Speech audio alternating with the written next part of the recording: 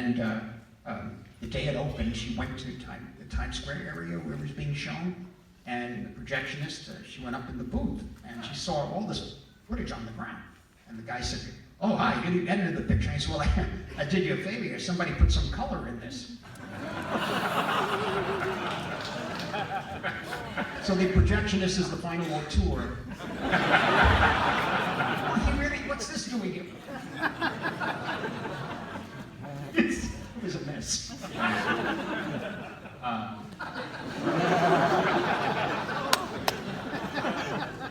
Things you do for your art, right? King of Comedy is another one of a kind. It's one of a kind. Though it is intriguing to see you playing in Joker right now, the talk show host that you emulate, Rupert Pupkin.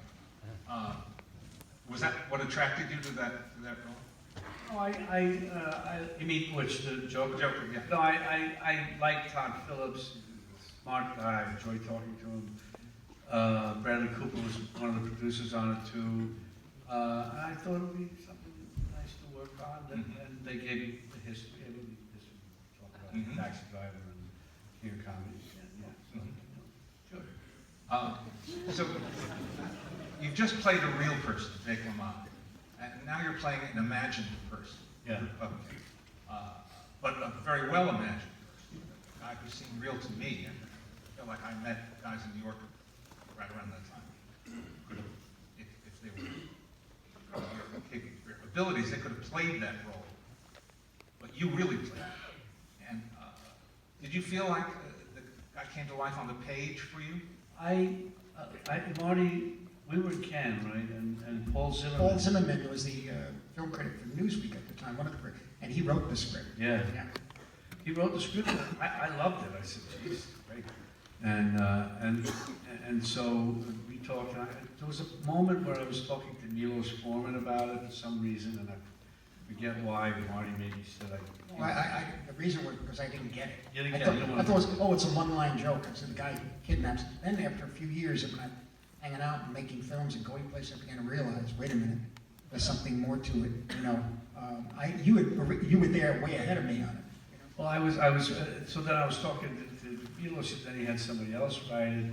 He said, "Let me just do it this way." I said, "Okay." And I read it, and we met in an Indian restaurant, Second Avenue. And I said, "Milos, I like the original, and I want to go back to Marty again and try and get him to do it." So we fine. He said, "Milos was great."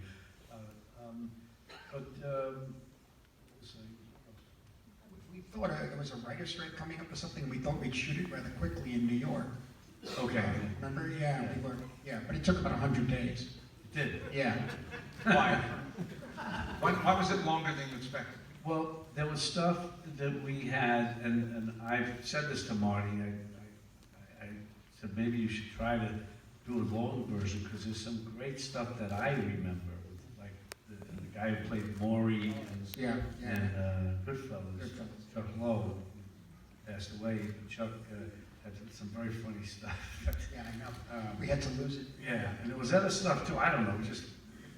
So we did a lot. We had done pictures that are, Mean Streets, Taxi Driver, New York. He's a tough character, Jimmy Doyle. It's about two creative people trying to make a life together and the difficulties of that. And then Raging Bull is very tough, and this was a completely different role for Bob. And in so doing, I was always fascinated by television, early 50s, the talk shows going from Buddy Lester to Jack Parr to Steve Allen to Jack Parr to Johnny Carson, all that sort of stuff. And so Your Show of Shows, all of this sort of thing.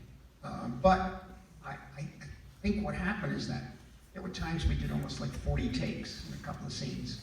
And we kept experimenting and pushing the underlying violence, so to speak, under the, Are You Speaking for Jerry? Remember? Oh, yeah. Telling Shelley Hack, we did 40 takes. And Are You Speaking for Jerry?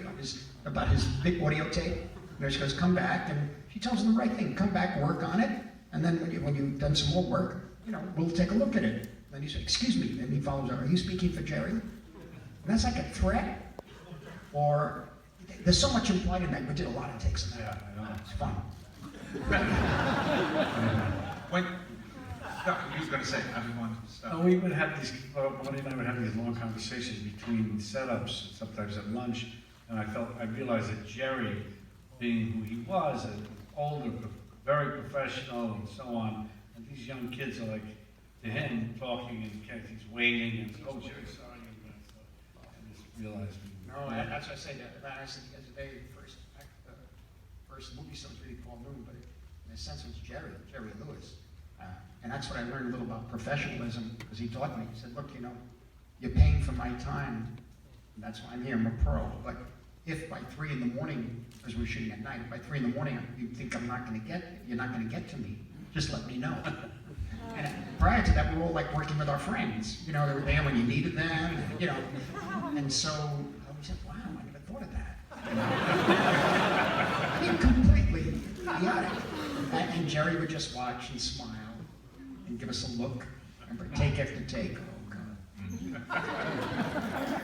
Now, when you're doing take after take, that's a great scene. It is a great scene. But what were you looking for that you were not getting? We just had time to do it again, and what didn't we? But we would do it just to do it because there was always something you could find. Never know, let's try. It wasn't even that we didn't get it, we got it, but Yeah. we could get more. There was another nuance. There was a nuance to my politeness, but a sense of threat. My politeness there of a sense of violence, imminent violence maybe, we don't know. My politeness and naivete maybe, no violence at all. Is that the best way to go with that? Would he show his hand that he's just being a little too pushy at that point to her, at that point in the story? Maybe not. Maybe we should do a take where he's a little less. And it went on like that. One or two lines of dialogue. Yeah. Wow. And then I remember when we did the TV, the studio, when I had the interview with Jerry. Jerry, having done that his whole life, I remember this. You were up in the control thing, and Jerry, I did the interview, and he was, there's a certain rhythm when you go on, and I've learned that since. You didn't know. And he was like, and so you want to know? I'm saying, Jesus, there's something else here that I'm not aware of. And then Marty came down because he saw that there was a little. Something was off. I It didn't was know. off. Me too. I didn't know. Yeah, He had it all down. And I think we finally got it. Then when you did the monologue, it's all in one take. yeah. The final monologue is amazing. That's word for word from Paul Zimmerman. Yeah. That's written. And then we shot that because I didn't feel that I had it, so I did it, and then we came back toward the end of shooting last day or so. Remember? That's right. We did it. And naturally, when the film opened, it was postponed for like the post-production for a few months, for certain reasons, and then it was released in February of '83, and it was good reviews from New York Times, I think, and Time and Newsweek, but the film was reviled because I think people expected a certain kind of picture from you and me, and they didn't go for it at all.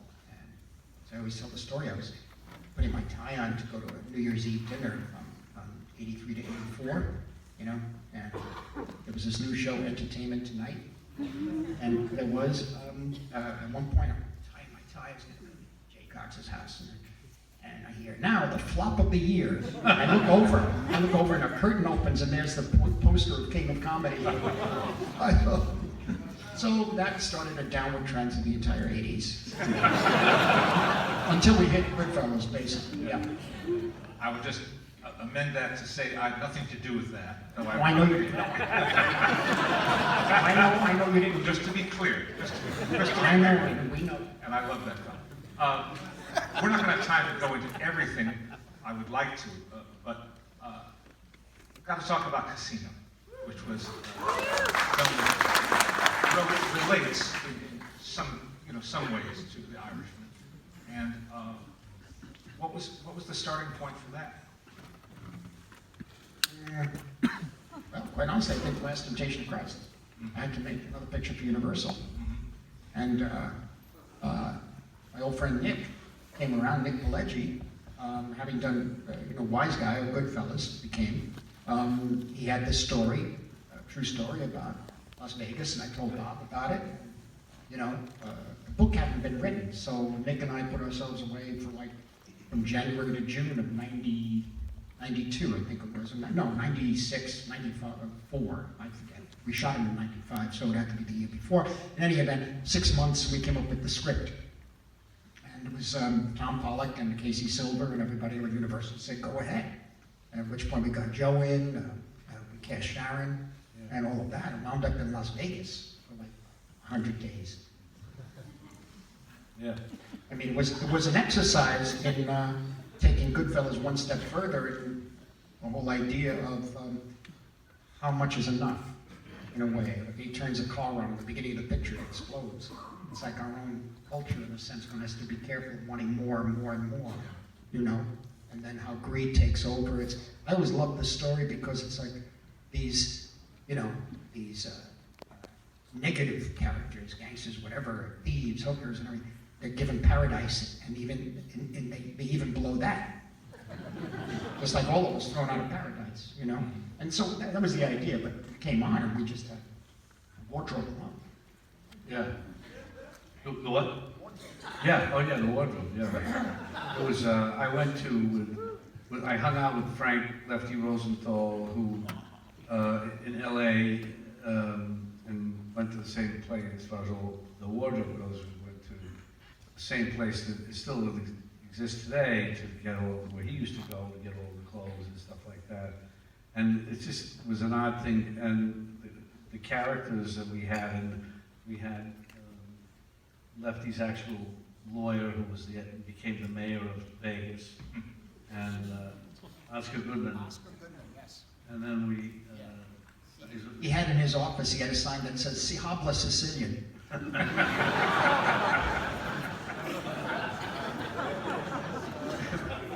can't make that stuff up. It was so odd because Lefty couldn't come to Vegas. He was in the black, what's called the Black Book. It's like you're out, never gonna come back. And so he couldn't come and give some, advice other than from out of town. Mm-hmm. Now, up to this moment when I finally got to see your new film, The Irishman, Goodfellas has been sort of the emblem, the epitome of modern day mob movie, and from a different point of view from The Godfather, totally different, different kind of saga.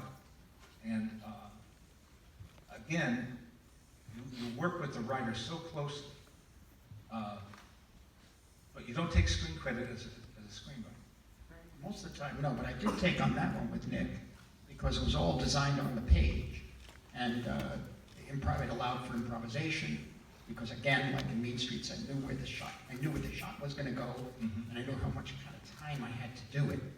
And we hardly rushed as we could on the film, but in terms of shooting. But no, usually I work on with the writer. And, if I feel that I'm actually co-writing it, like we do with Silence or Age of Innocence, for example, that's different. But Casino, I did take credit.